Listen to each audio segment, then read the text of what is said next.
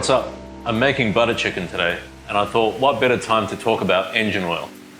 Actually, the reason that I'm shooting this video while I'm cooking is, like I said previously, I don't really have anywhere to film.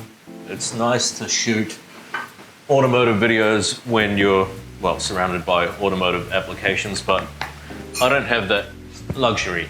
And I stopped making videos a little while ago, but well, I still have a little bit of information to share.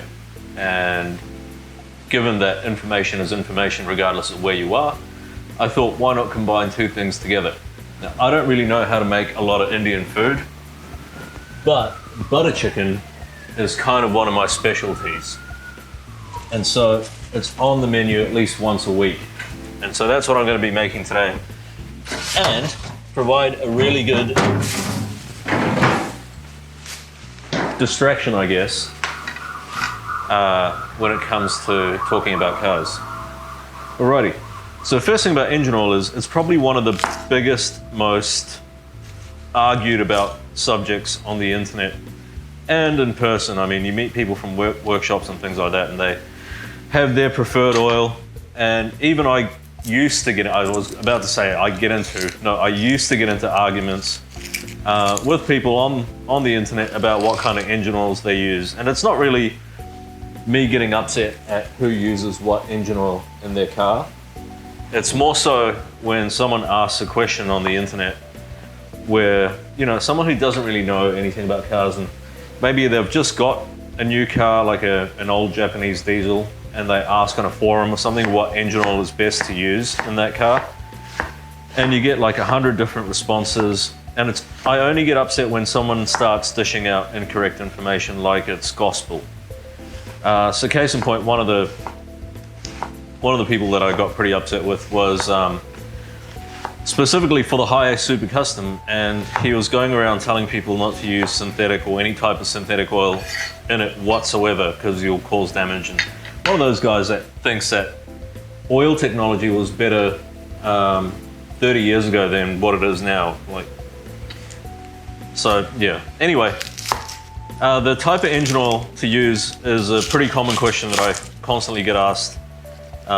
There's a lot of different answers out there, and it's not as simple as just saying use 15W40 mineral.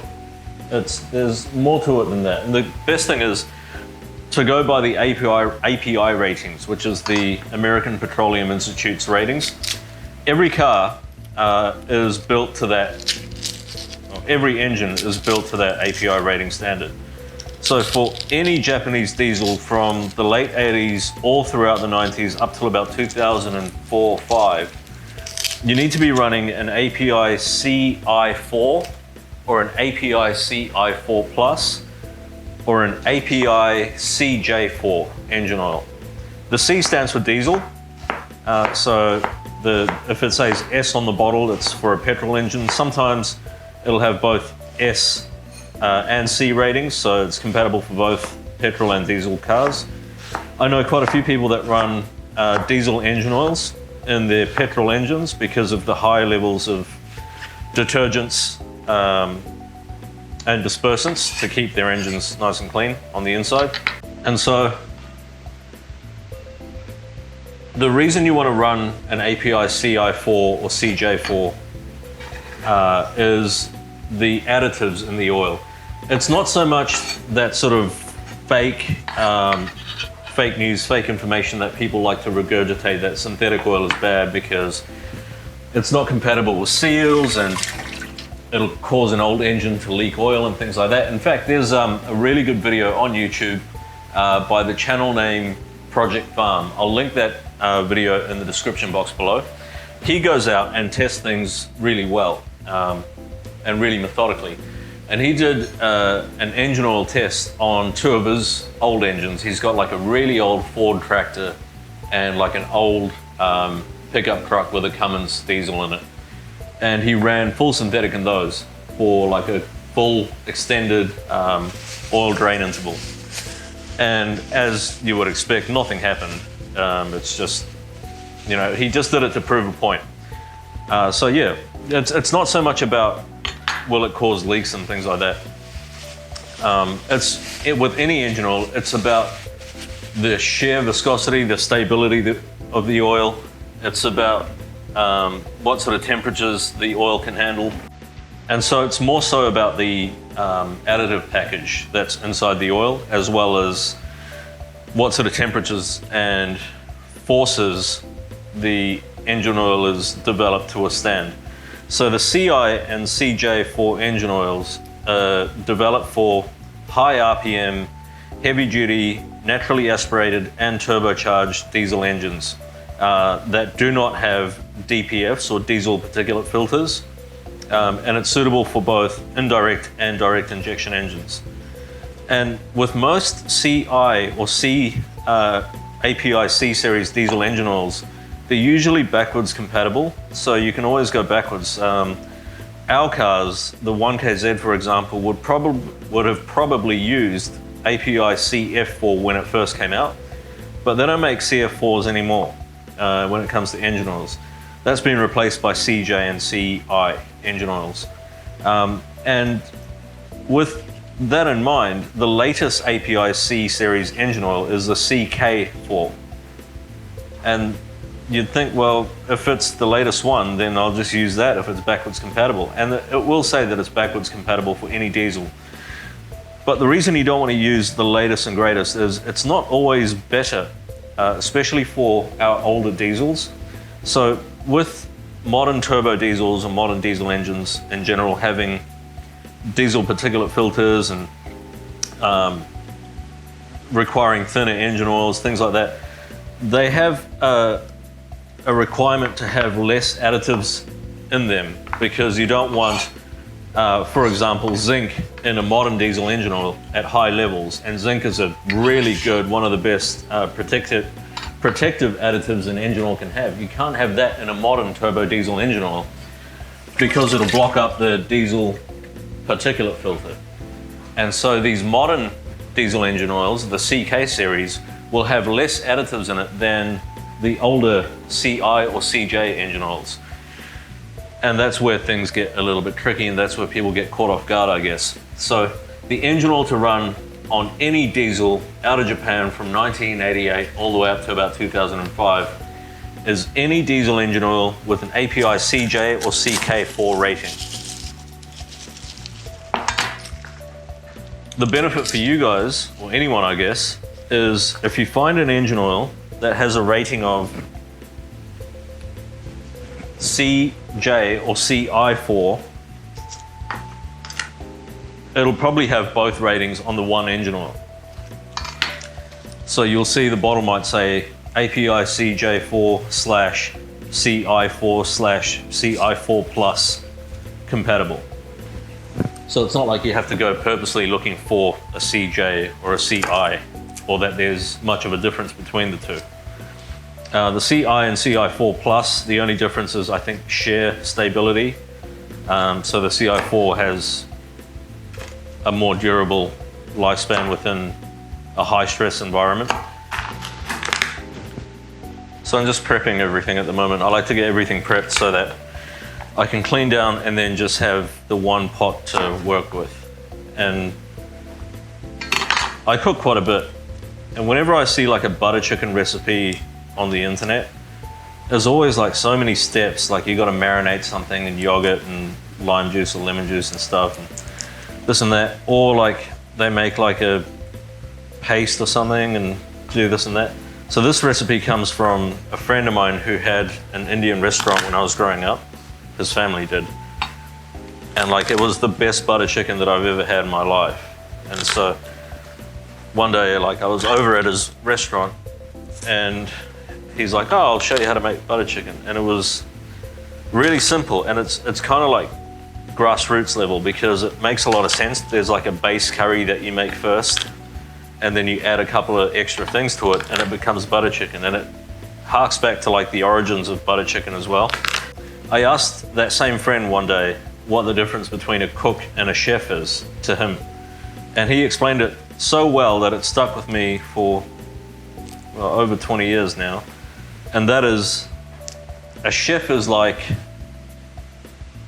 cook is like a mechanic, They repair things, they can recreate things that are already made, they service things, that kind of stuff. Whereas a chef is more like an engineer who designed and created and built an engine or a car or a gearbox or any of that sort of application. Really gets you thinking, because it does make a lot of sense. And when you talk to mechanics, I've worked in a few different workshops.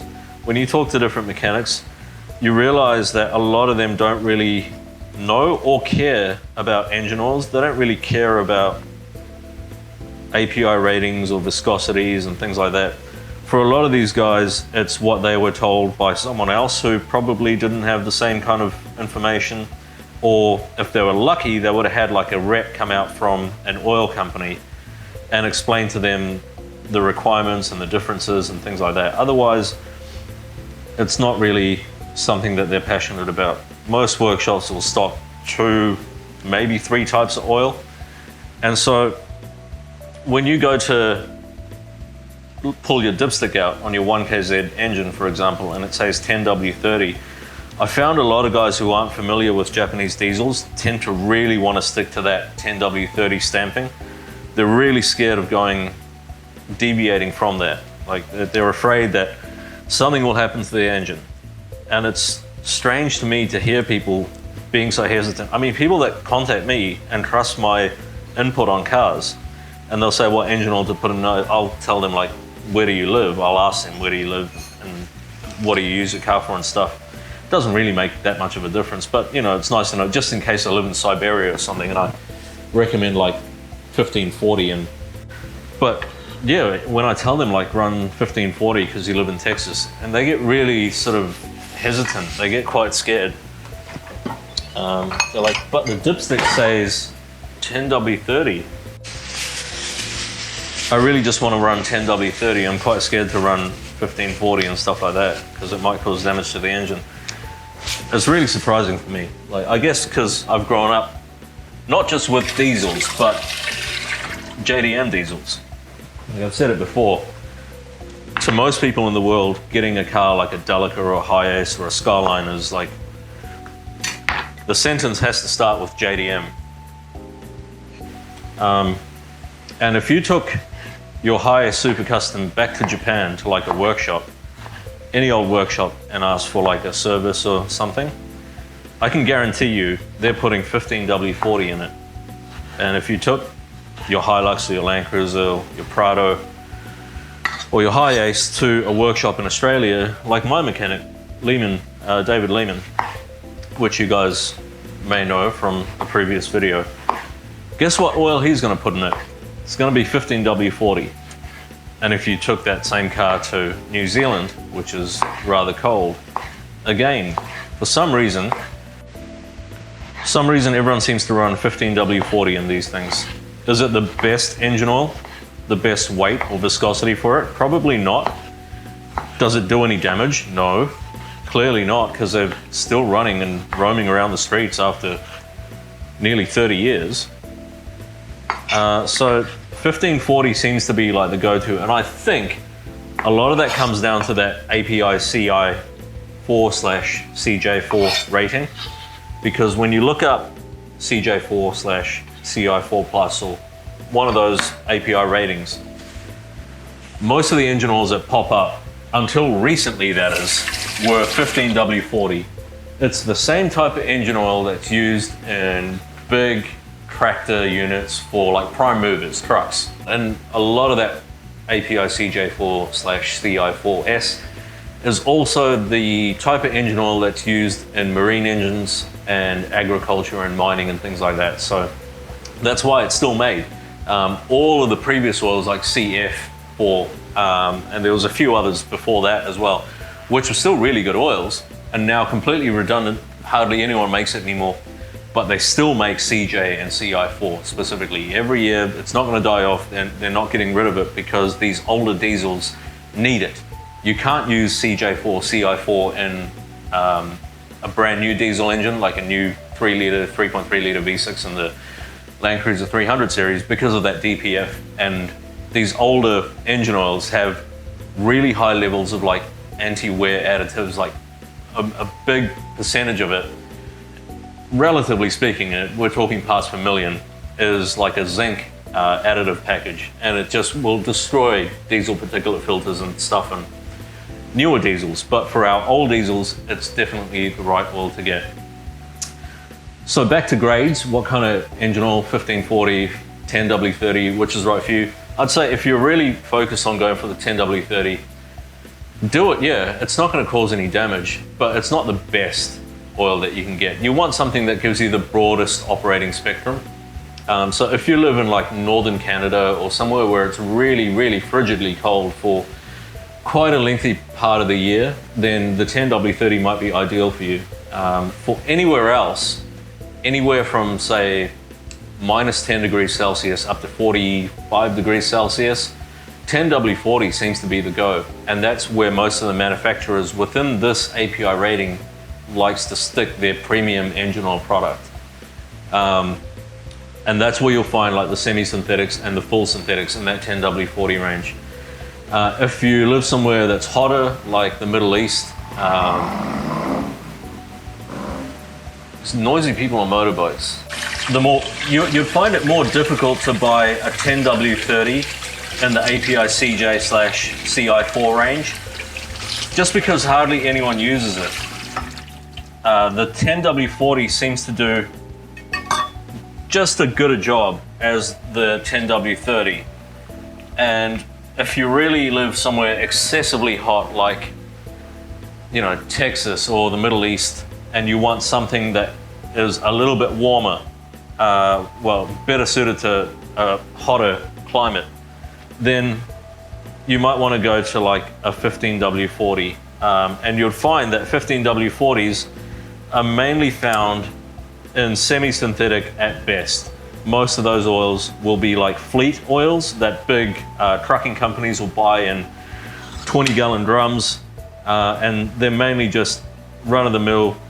They have the basic additive package. They're just there to get the job done and to be replaced frequently. And with that in mind, the manufacturers also know that because it's used in large trucks and big boats and things like that, that most of those vehicles are going to have 2 or 3 different oil filters and levels of filtration, which extends the life of the engine oil. If you're that type of person that thinks that synthetic oil is bad luck and it'll give you cancer and your seals will start to leak and everything's bad with it and it's just not good and blah, blah, blah, then by all means run the 15W40 mineral engine oil. If you're halfway in between, you're just not sure about full synthetics, if you've heard too many nightmare stories about it from God knows who, then a semi-synthetic is a great way to get into it. And if you do want to spend the extra money and get the absolute ultimate in protection, if you live somewhere really hot still, or really cold, and you want really good cold startup flow or really good hot weather temperature stability, then just go for a full synthetic, especially if you consider doing extended drain intervals or you put your car through really heavy engine duty cycles. And heavy engine duty cycles does not mean heavy towing and things like that. Yeah, it can fall into that, but mostly it's for people who don't really do a lot of kilometers, who run their car just a couple of kilometers every day. It never really gets up to full heavy operating temperature, and that causes a lot of condensation to build up inside the engine. And condensation is water, and water equates to rust on the inner cast iron cylinder liners and the block itself, and then the oil washes that off, and then the oil's job is to neutralize that acidity, and that's where the additive package comes in and then gets used up really quickly. So if you do a lot of short distance trips or heavy towing or heavy off-road use in like soft sand and things like that, or a lot of mountain climbing in a hot environment, synthetic's the way to go. And remember, engine oil is not a solid. It's not something that needs to be melted. It's not grease. Like people say, and I used to fall into the same category, before you do an engine oil change, make sure you start the engine and run the car for 3 to 5 minutes, just to make sure that everything is nice and liquid and that it'll flow properly. But I don't know about you guys, maybe it's just me, but no engine oil that I've ever used was a solid. Like, it's not like beef talon or something if you're making fries or cooking in fat, and you know, if you fry up some bacon and then you leave the pan sitting on the stove, that fat will then congeal and it becomes a solid and you have to melt it again. That's not what your engine oil is like. If your engine oil is a solid that you have to start it and warm it up and get it to melt so that it'll flow out of the drain plug in the sump, then you've got bigger problems. But yeah,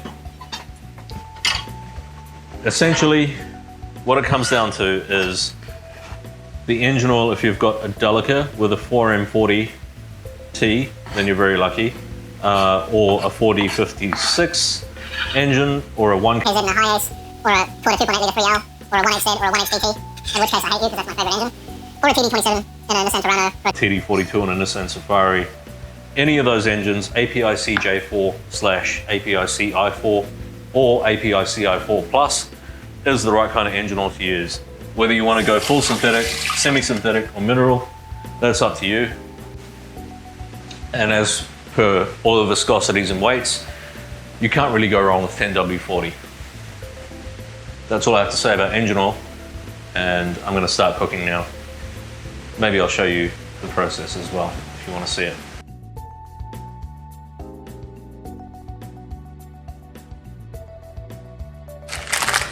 First of all, roasted salted cashews. About that much. About 3/4 of a cup for 4 chicken breasts. It's nice to snack on while you're cooking. Blitz this up into a powder.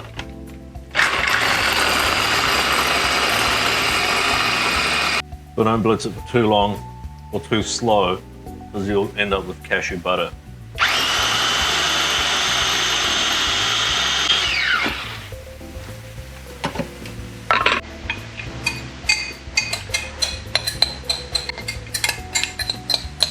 The cool thing that I liked about my friend's butter chicken recipe is back then everything was kind of authentic. They didn't use food coloring or anything fake to make it look like butter chicken. It was just how it was. It was authentic. And so I don't like using fake stuff as well when it comes to cooking. You'll find that a lot of people, these are frozen bird's eye chilies. 1, 2, 3, 4, 5, 6. They're not very hot. They look hot, but they're not. And these are curry leaves. 1, 2, whatever. Yeah, these days if you watch like a video on butter chicken and stuff, even with like videos made by actual Indian restaurants, they'll often put like food coloring and stuff in it to give it that orange color. But you'll see that this ends up a really nice orange color without any food coloring and things like that. It's completely authentic. I add water just so it helps in blending everything together. Traditionally, you would use like a mortar and pestle to do this, but while I've got one sitting just behind me, if you've got like a blender like this, then why not use it? Because it makes life easier. I mean, you're getting it dirty anyway if you're going to do the cashews. So.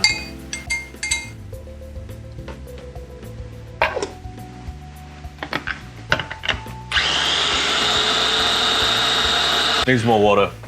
See how it's flinging stuff up around the sides and it's not really incorporating everything? Water will splash everything out and act as a vessel to carry all the chunks of ginger and garlic and chili. It's done. Give this a wash. All right, this can now sit until we're ready for it. Pot on full heat. I have to run full heat in my house because the stove is like a Toyota 3L engine. It's pretty slow, but it's reliable and it gets the job done. So in this container here, I have 4 chicken breasts which I've washed and chopped up into chunks, and then I freeze it, and it's been defrosting overnight in the fridge. Now, in terms of the spices that we're going to need, most of the stuff you can go to like an Indian shop and they'll have everything, and it'll be like $10 for everything, and it'll last you forever, especially if you don't make Indian food very often. So it lasts us like half a year. So that's 1 heaped teaspoon of chili powder, which isn't very hot at all. It's mainly like just, it's kind of like paprika for color. 1 heaped teaspoon of turmeric for 4 chicken breasts, that is. So it works out to about 1/4 teaspoon of turmeric per chicken breast. Maybe a little bit more. And then, oh, I'm almost out. 4 teaspoons of garam masala. So 1 per chicken breast. 2, 3, well, just enough in here. And then you want about a teaspoon of salt to start. Remember, the cashews are salted and roasted already, so you don't want to over salt it. You can always add salt later on. And then to start, in our in our pot, vegetable oil, about 2 tablespoons. You know the funny thing about this butter chicken? There's no butter in it, literally. I mean, you could replace the oil with butter, but yeah, I'm not going to. I just make it with oil. 1 green cardamom pod. Again, you can get all this stuff from like any Indian store. And then this stuff, which is like a mixture of seeds. It's cumin seeds, mustard seeds, and I think it's called methi seeds. I don't know, it's like one other type of seed. It's like that orange, stony looking thing. Where is it? Here. Anyway, you don't have to worry, because this stuff is sold in a pack, all mixed up together in an Indian shop. So drop that in there. 1 teaspoon. 1 black clove goes in. Then our onions.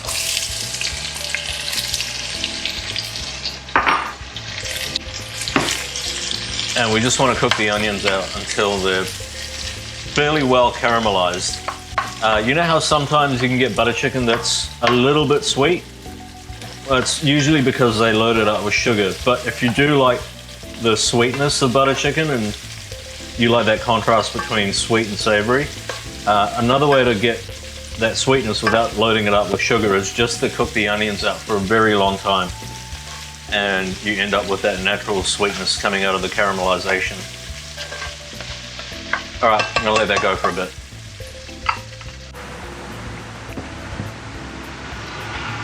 All right, so once the onions are browned off, I'm gonna add our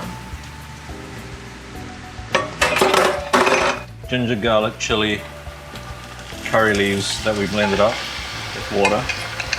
And we cook that out for about 2 or 3 minutes, basically until the water evaporates. All right, so that's pretty much evaporated most of the water. You can see that oil's coming out of the ginger and garlic.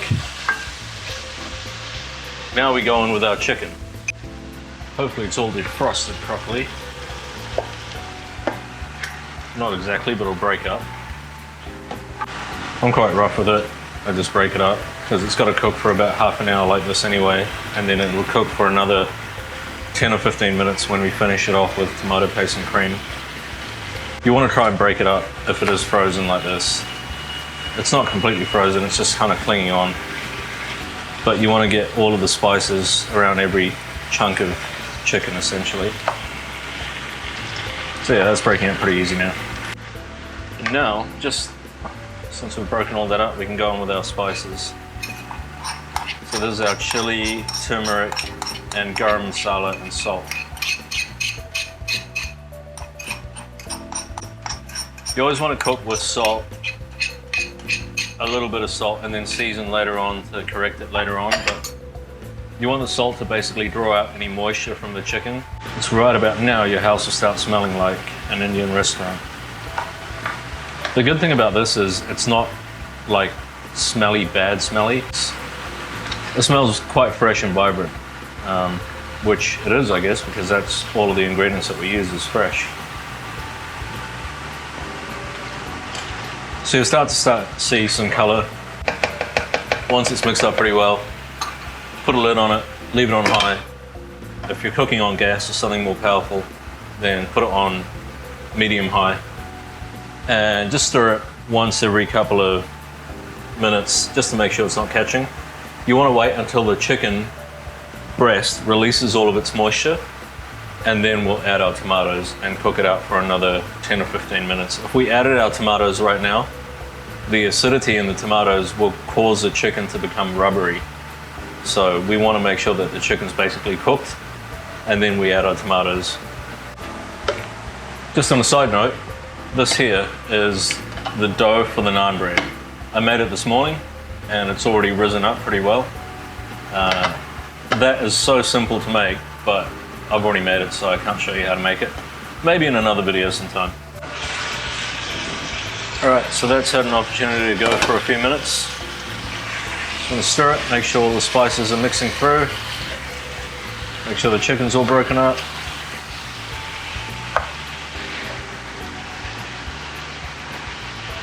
As for the seeds and stuff that we put in, aside from like the clove and the cardamom pod, the smaller seeds aren't going to hurt your teeth. They basically disintegrate. You won't even be able to see them at the end.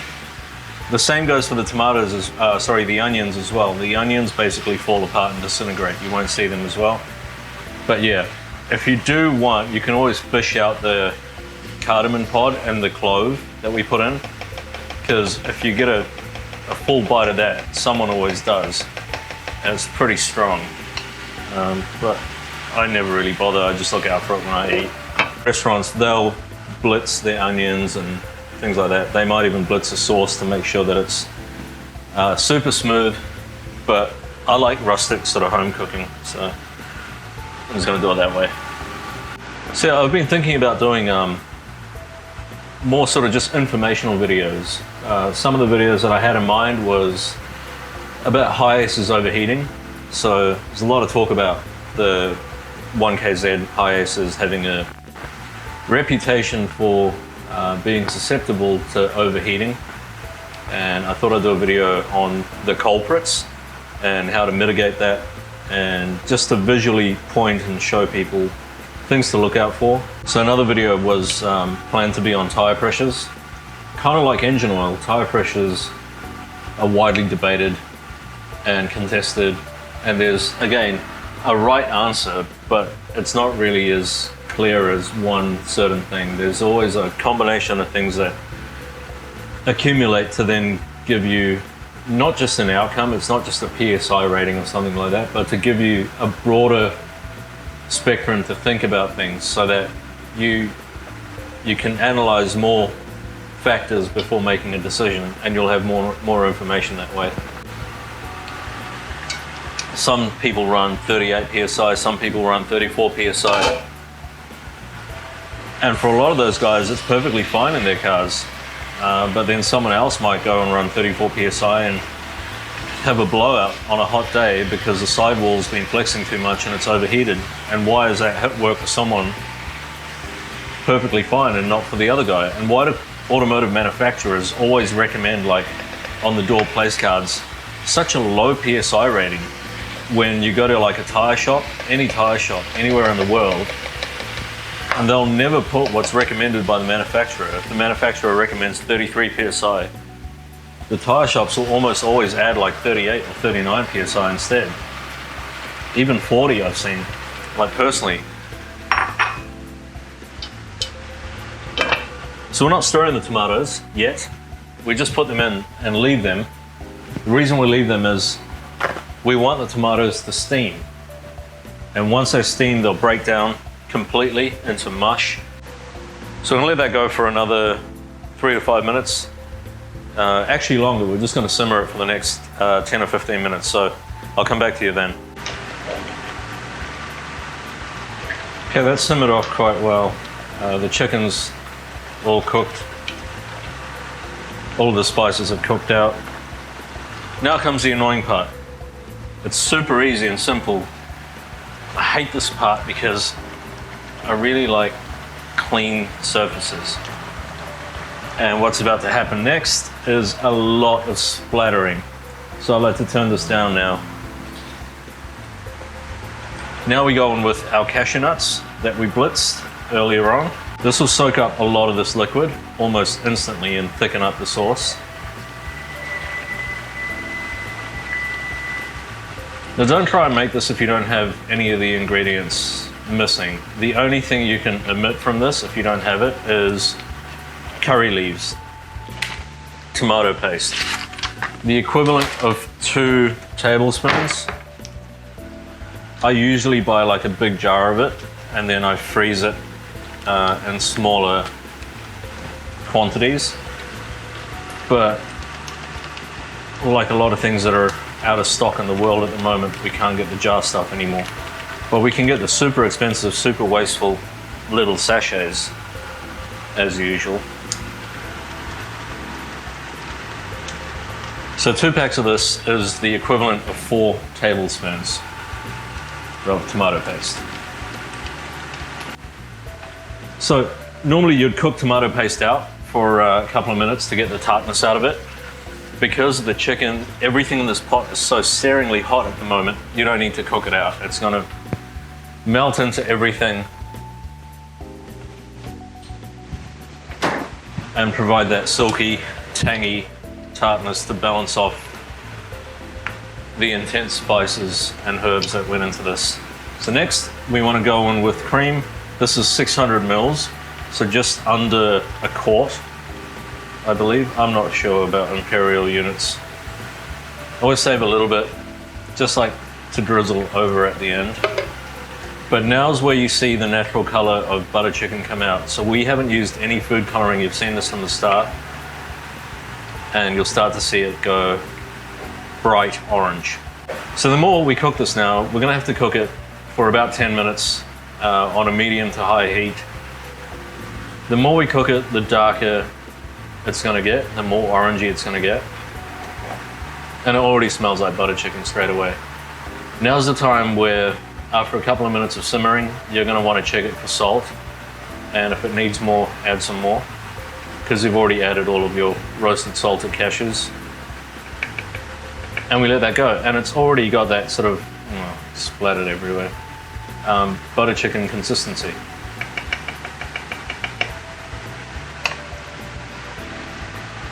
White, OCD white, drives me nuts. Like, I can't look forward to finishing cooking this whenever I make it, just so that I can wipe everything down. Remember when I said this stuff splatters really badly? Well, you're about to see. This is the worst part about it. It splatters most when you stir it. And you have to stir it because the sugars in the tomato paste and the fat and the cream will stick to the bottom if you don't stir it frequently enough. And it splatters everywhere. I hate it. But look, this is one of those things that once you make it once and you get it right, you know you're going to be making it for the rest of your life. Oh my gosh, it splatters everywhere.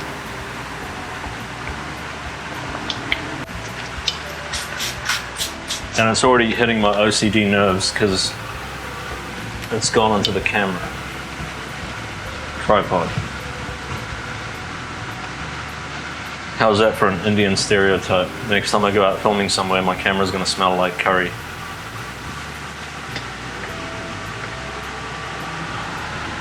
So much splattering, so much splattering. Everywhere you look after this, you're gonna see like little orange specks. Oh my god, it made it to the goddamn toaster.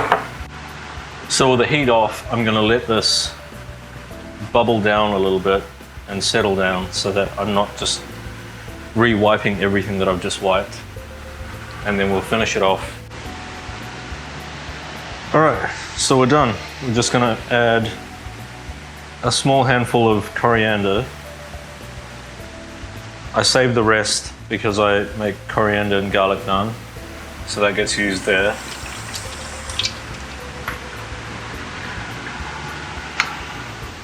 I'm gonna mix this through.